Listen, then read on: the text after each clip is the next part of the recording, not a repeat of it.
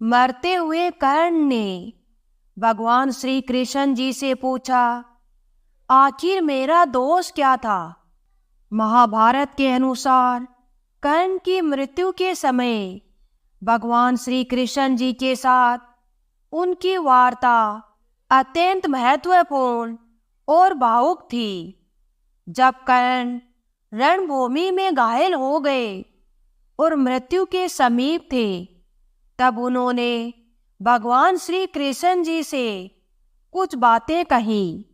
जब दानवीर सूर्यपुत्र कर्ण ने भगवान श्री कृष्ण जी से रोते हुए पूछा कि आखिर मेरा क्या दोष था, तो उसके बाद भगवान श्री कृष्ण जी ने क्या उत्तर दिया?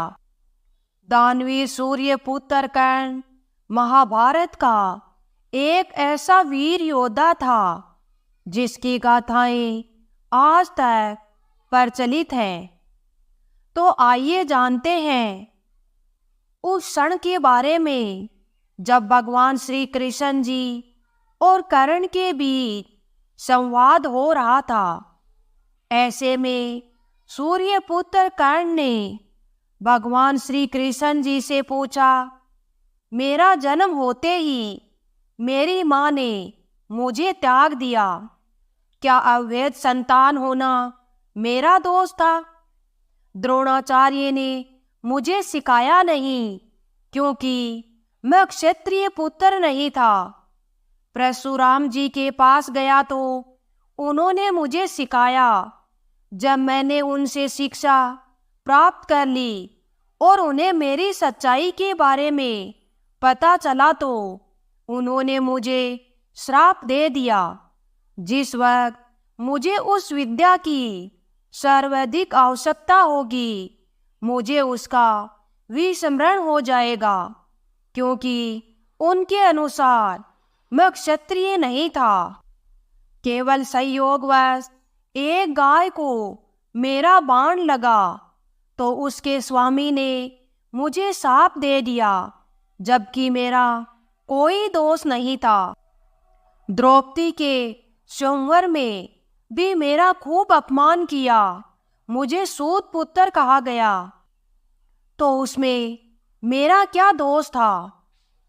माता कुंती ने मुझे आखिर में मेरे जन्म का रहस्य बताया और उस समय भी उन्होंने मुझसे दान में अपने बेटों को बचाने के लिए कहा।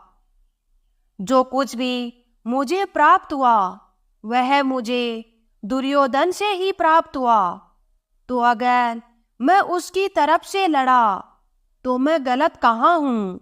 हे वासुदेव। ऐसे में भगवान श्री कृष्ण जी ने उत्तर दिया कि हे राधे, मेरा जन्म कारागार में हुआ। जन्म से पहले ही मृत्यु मेरी प्रतीक्षा में घात लगाए बैठी थी। जिस रात मेरा जन्म हुआ उसी रात मैं माता पिता से दूर कर दिया गया। मेरे मामा कंस मुझे मारना चाहते थे। तुम्हारा बचपन तो फिर भी खड़ग, रथ, घोड़े, धनुष और बाणों के बीच उनकी ध्वनि सुनते हुए बीता है।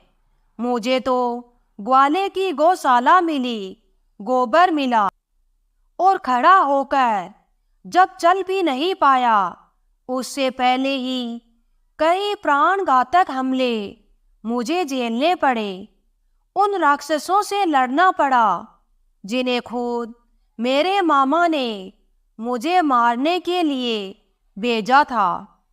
कोई सेना नहीं, कोई शिक्षा नहीं, लोगों से ताने ही मिले कि उनकी समस्याओं का कारण मैं ही हूँ। तुम्हारे गुरु जब तुम्हारे शौर्य की तारीफ कर रहे थे, मुझे उस उम्र में कोई शिक्षा ही नहीं मिली। जब मैं 16 वर्ष का हुआ था तब कहीं जाकर ऋषि सांदीपन के गुरुकुल में पहुंचा। तुम अपनी पसंद की कन्या से विवाह कर सके, लेकिन जिस कन्या से मैंने प्रेम किया वो कभी मुझे मिली ही नहीं। मुझे उनसे विवाह करने पड़े जिन्हें मेरी चाहत थी, या जिनको मैंने राक्षसों से बचाया था। मेरे पूरे समाज को यमुना के किनारे से हटाकर एक दूर समुंदर किनारे में बसना पड़ा। उन्हें जरासंध से बचाने के लिए मुझे ऐसा करना पड़ा। रण पलायन करने के कारण मुझे रणछोड़ भी कहा गया। अगर दुर्योधन युद्ध जीतता है तो तुम्हें बहुत श्रेय मिलेगा हे राधे, लेकिन अगर धर्मराज युधिष्ठिर जीते तो मुझे क्या मिलेगा? मुझे केवल युद्ध और युद्ध से निर्माण हुई समस्याओं के लिए दोष दिया जाएगा। मुझे अनेकों श्राप झेलने पड़ेंगे। माताओं की पीड़ा का आह्वान करना पड़ेगा। अपने ही लोगों से दूर होना पड़ेगा। एक बात का स्मरण रहे राधे, हर किसी को जिंदगी चुनौतियां देती है। जिंदगी किसी के साथ भी न्याय नहीं करती। दुर्योधन ने अन्याय का सामना किया है तो युधिष्ठिर ने भी अन्याय को भुगता है। लेकिन सत्य धर्म क्या है यह तुम भली भांति जानते हो।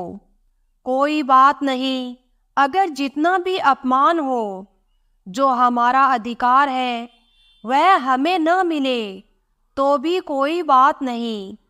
लेकिन महत्व इस बात का है कि आप उस समय उस संकट का सामना कैसे करते हैं, और अगर तुम उस संकट का सामना कर लेते थे तो आज यह दिन देखने को नहीं मिलता हे राधे। इसलिए रोना धोना बंद करो राधे। जिंदगी न्याय नहीं करती, इसका मतलब यह नहीं होता कि तुम्हें अधर्म के पथ पर चलने की अनुमति दी जाए।